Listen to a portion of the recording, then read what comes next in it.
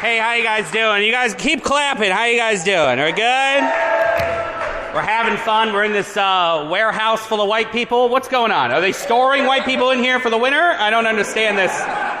Is this where white people come from?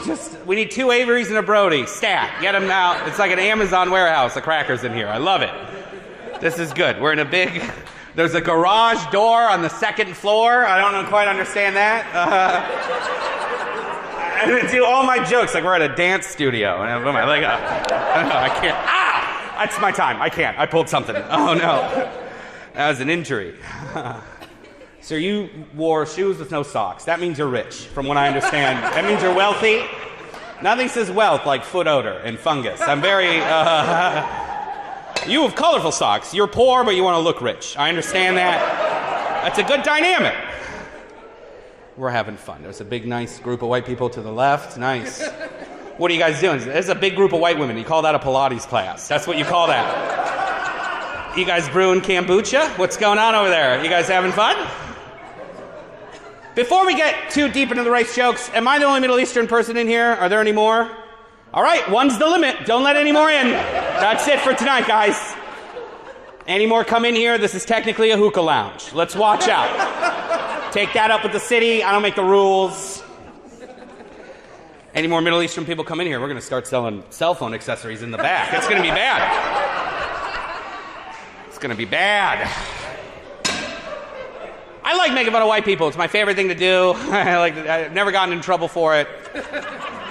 Somebody keep doing it. I just know a lot about you guys. 25% of white people dress like zookeepers. That's a fact. You can have that one. That one is yours. Too much khaki, too many pockets. It's a stupid look. 60 pockets on a vest, looking like you got a pet parakeet at home. You guys also love Trader Joe's. That's another fact. Ma'am, you love Trader Joe's. Look at you. You are Trader Joe. I could kidnap you at gunpoint, slap you around, throw you in the back of a van, take you to Trader Joe's. You would drop the charges. You know that about yourself. You'd be like, that was a weird Uber ride. I shouldn't have done that. He hit me. He shouldn't have hit me. I try to stop making fun of you guys, and as soon as I take a break, y'all do some shit, and you just pull me right back into it. That's the issue. I'll take a break, and then I find out that you guys are out here giving your dogs DNA tests. I can't stand that. You're taking blood from your dogs, and you're sending them to a lab to figure out the dog's genealogy? What are you trying to teach racism to dogs? Is that a new trick of theirs? Sit, stay, segregate. Segregate the other dogs. We're doing poodles only in this dog park. Let me see your papers. You guys invent shit. Took a break from making fun of white people, and then I found out about goat yoga. That's annoying. Goat yoga. How did you guys do that? You stole 2 brown people things. Goats and yoga. Those are our things. We invented those things. You stole them, and you mashed them together, and you Caucasianed it up somehow. How did you... That's like if us Middle Eastern people stole 2 white people things, labradoodles and bar crawls, and we mashed them together, sprinkled a little saffron on it, and called it Middle Eastern. People just need to be better at racism. That's all I want. I just want people to be better. It's 2021, and some people are stupid at being racist. I was in Indiana. I was in the worst state in the union. I was there at 10:30 in the morning. I'm there working. I'm there doing my day job. Somebody rolls down the window. They call me the N-word. That's inaccurate. You're bad at racism. That's not the right thing to call me. You fucked up. It's 10:30 in the morning. Who's that racist before lunch? Grab a sandwich. See how you feel.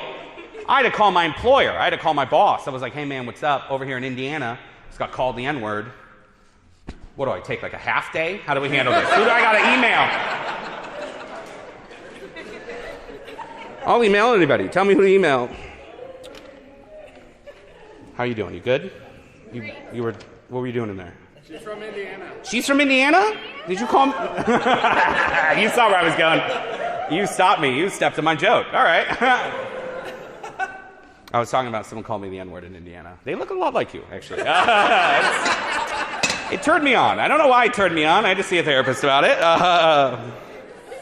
If you're going to be racist to me, just say something accurate. Just say, don't just call me a terrorist. That's very lazy. It's very inaccurate.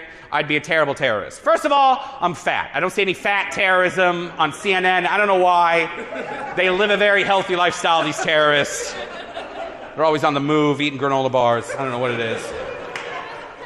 Terrorism is just CrossFit. It's a lot of running and jumping and climbing. Fucking monkey bars. I've seen the videos. Also, I can't keep a secret. That's a very important part of terrorism. Keeping your fucking mouth shut. And I can't do that. You get a couple drinks in me, I will tell you anything you want to know. I'd be a terrible terrorist. If I was a terrorist, I would have fucked everything up September 8th. I would have ruined the whole thing. Just drunk at a strip club. Like, yeah, we're here for work. We got some big plans.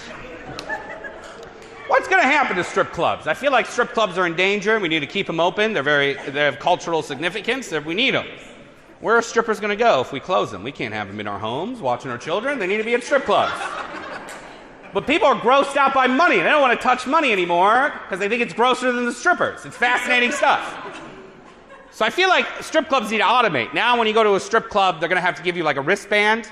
And anytime you want to tip a stripper, you got to tap it against her titty and $2 come out of your bank account automatically.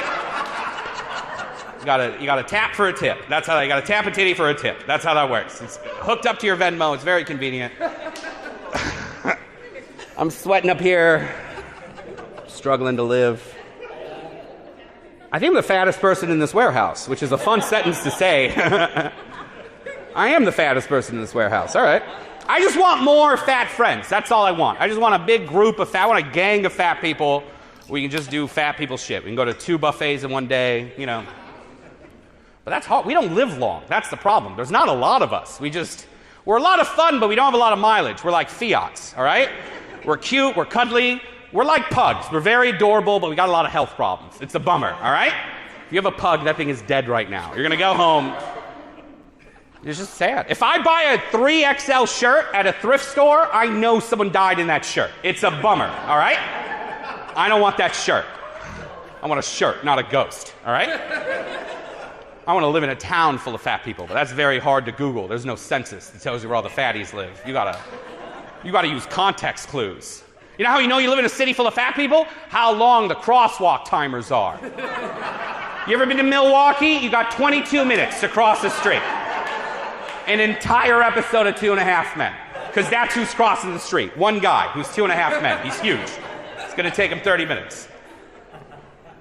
Crosswalk timers are very important to me. I need to know exactly how long I have to cross the street when I get to it. That's valuable information. Because sometimes I'll get to an intersection. I'll get to Ashland Avenue, and I'll be like, oh, I got 8 seconds to cross Ashland Avenue.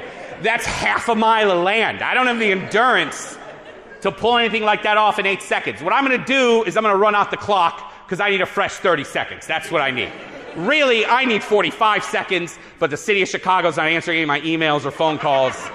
So we're going to stick with 30 seconds. I get a big fat lawyer or something on the case.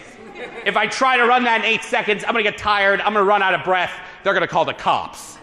They're going to be like DJ Khaled is blocking Ashland Avenue. 30 seconds have gone by. And another one. That's 30 seconds have gone by. I had to go to the doctor recently. I had a very terrible doctor's appointment. I had to get a prostate exam, which was not fun. But I'm very cheap. I picked the cheapest doctor's office I could find because I didn't want to spend a lot of money. Unfortunately, I picked a doctor's office that shares a parking lot with a Dollar General. They were very close to each other.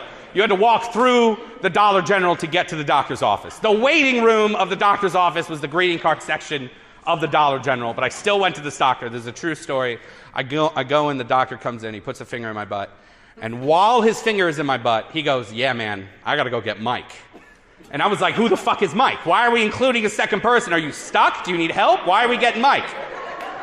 And he was like, I gotta get Mike. This is a true story. He goes, I gotta get Mike because he got a long ass. That's what he called it. He called it a long ass. He said, I couldn't get to your prostate. It's like a Buick back there. It's huge. I don't know where it is. Now, Mike has a long, bony finger. He's got a very long, bony finger, but he never referred to him as Dr. Mike. He just kept calling him Mike, which is a red flag. That's a red flag. If he call him by his medical name at least. And he kept calling him Mike. So I was like, whatever, go get Mike. I didn't know what to do. I was already there. And then he went, well, I'm saying this out loud. I'm starting to think that maybe I should have done this. But he I should have probably exited the situation. But he went and he got Mike, and he came back with Mike. Now, Mike is wearing a Looney Tunes t-shirt tucked into his jeans. He's very business casual about the affair. That's fine. I never saw Mike's medical degree. I did see his finger. It was a long, bony finger. He was qualified, all right?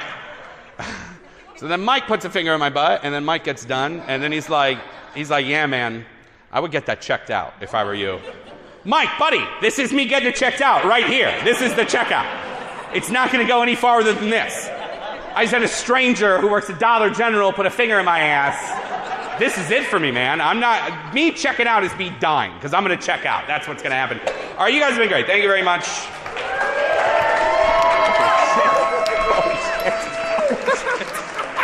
It's good. It's fine. It's good. It's a little bit.